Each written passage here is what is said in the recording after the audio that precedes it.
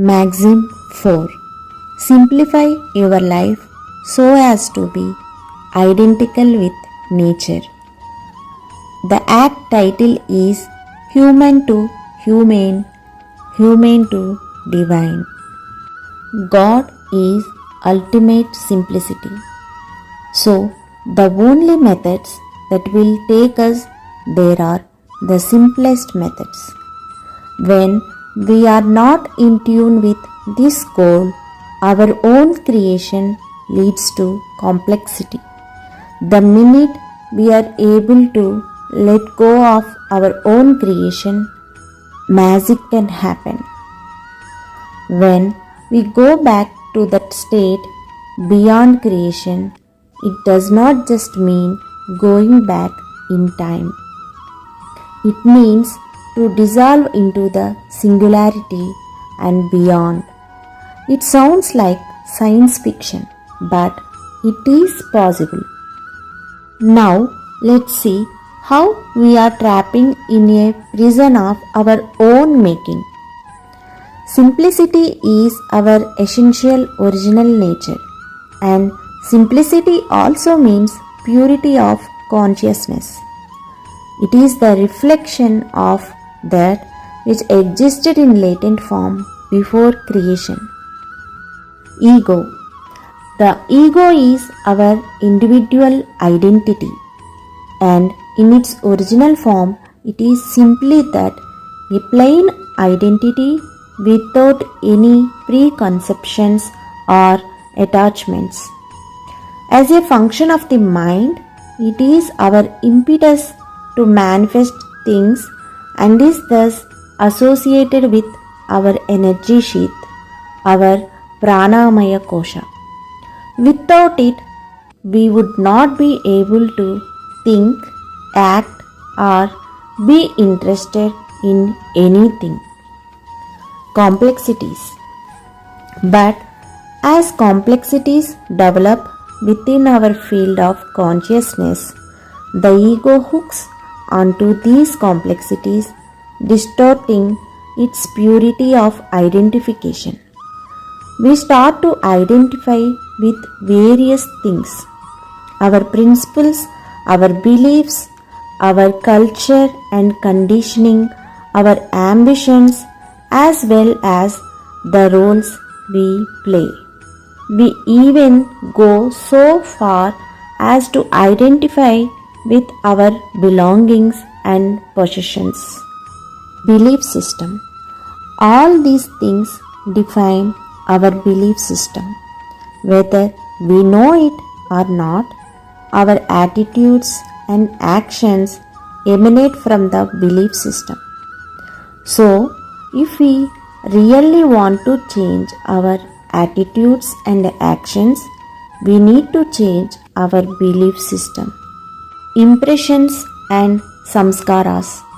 Our thoughts, feelings, and reactions to circumstances that have created impressions in our subtle field of consciousness. Those layers of complexity are knots that we call samskaras. They create the belief system in which we are enmeshed.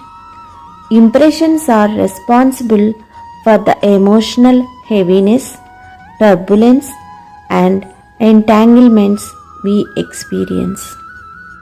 Individual creation. The seeds of our individual creation are the impressions or samskaras that have been laid down in our subtle field of consciousness.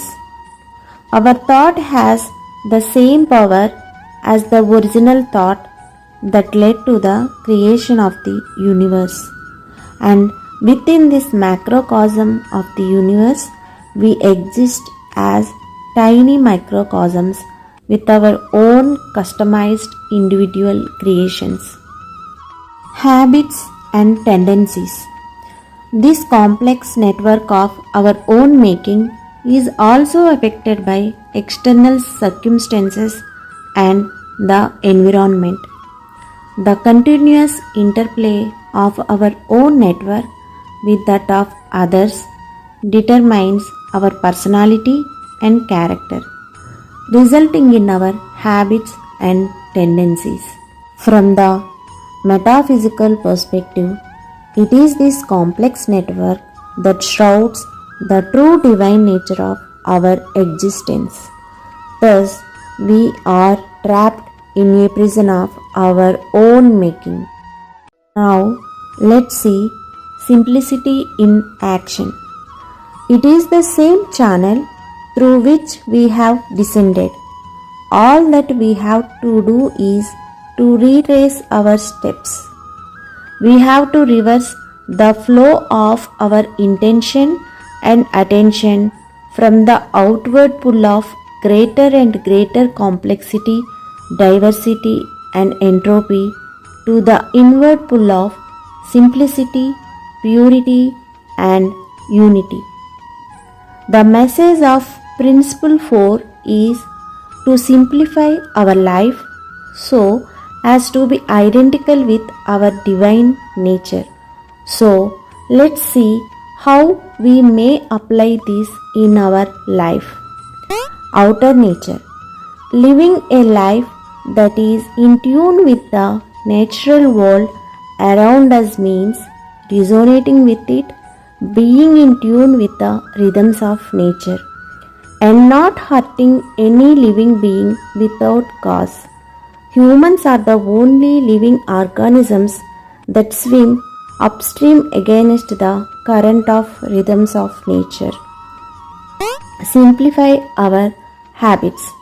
We can re-establish our harmonious relationship with nature when we simplify our habits of eating, sleeping, exercising, breathing, and every aspect life to be in tune with natural cycles.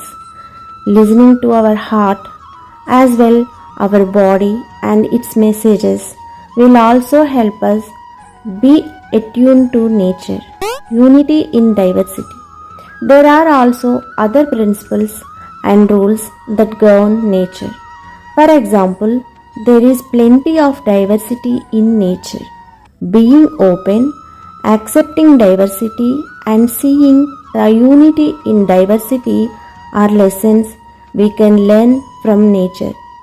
Also, nature gives without holding back. It doesn't hoard. When we are generous and share our gifts with others, we are in tune with nature. Protect nature. It is also our duty to respect and protect nature rather than exploiting it. Activities that lead to harming of other species and the exploitation and mistreatment of various races of people, increase pollution, climate change are to be avoided if we want to be in tune with nature. Moderation. One way to do this is to shift from wants to needs. Live within our means and keep reducing our so-called needs. Many people adopt an extravagant lifestyle to impress others and increase their status in society. Having reasonable comfort is a genuine need. However, any kind of extravagance is the need of the ego. This can be avoided.